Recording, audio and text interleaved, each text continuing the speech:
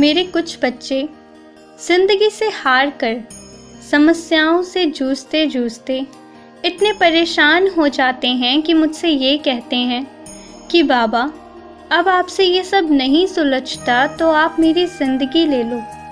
वही कुछ बच्चे मुझसे ये कहते हैं कि बाबा, मुझसे ये सब नहीं देखा जाता तो आप मेरी आंखें ले लो। तो वही कुछ बच्चे मुझसे ये कहते हैं कि बाबा, अगर मेरे बोलने से रिश्तों में इतनी कड़वाहट होती है तो आप मेरी आवाज़ ही छीन लो, मैं चुप हो जाना चाहता हूँ। तो आज मैं अपने उन सारे बच्चों से एक बात कहना चाहता हूँ कि तुम मुझसे तो ये सब कह देते हो, अपनी बर्बादी की कामना तो तुम सब मुझसे 2 पल में कर लेते हो। उन लोगों को पलटकर क्यों नहीं कहते जिन्होंने तुम्हारे साथ बुरा किया है और तुम्हें मजबूर कर दिया है कि ऐसी विनती तुम मुझसे करो। उन्हें पलटकर क्यों नहीं कहते कि ठीक है, तुम सब मुझे छोड़कर चले जाओ, मुझे किसी की ज़रूरत नहीं, क्योंकि साईं मेरे लिए काफ़ी है। क्यों नहीं कहा कभी उन सब से? क्यों बार बार मुझसे अपनी ही बर्बादी की कामना करते हो? अगर किसी दिन मैंने ज़रा सी भी तथास्तु कह दी ना, तो सोच लेना फिर क्या होगा। अपनी ज़िंदगी की कीमत सीखो। मैं ऐसा कहूँगा नहीं, लेकिन मुझे ये बर्दाश्त बिल्कुल भी नहीं है कि मेरा कोई भी बच्चा टूट कर, बिखर कर, हार कर अपनी ही मौत का इंतज़ार करना शुरू करे, अपनी ही बर्बादी की विनती करे। ये मुझे कभी बर्दाश्त नहीं। अपनी आबादी मांग कर तो देखो एक बार पूरे दिल से। तुम्हारी इच्छा जो ख़त्म हो जाती है तो मैं क्या करूं? थोड़ी सी इच्छा तो रखो अपने लिए, अपनी ज़िंदगी की आबादी के लिए।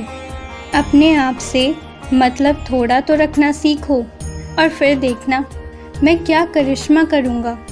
लेकिन आज के बाद कोई भी मुझसे अपनी बर्बादी की विनती नहीं करेगा, ना अपनी बर्बादी की, ना किसी और की। न्याय मांगना है, न्याय मांगो, वो मैं ज़रूर करूँगा। मैं उन लोगों को तुम्हारी ज़िंदगी से हटाऊँगा।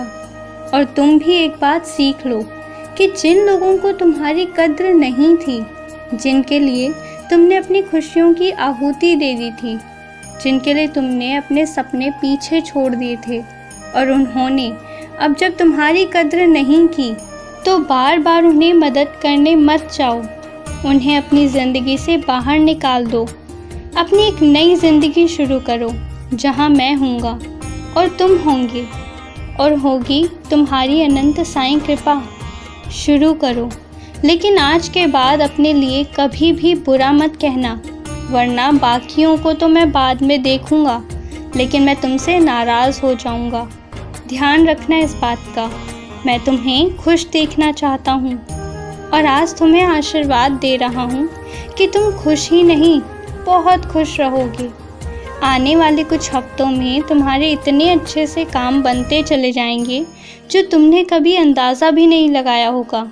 और जहाँ तुम्हें लग रहा था ना कि तुम्हारी बेइज्जती हो रही है, तो वही जो तुम्हारे गुण हैं उनकी वजह से तुम्हें नवाजा भी जाएगा।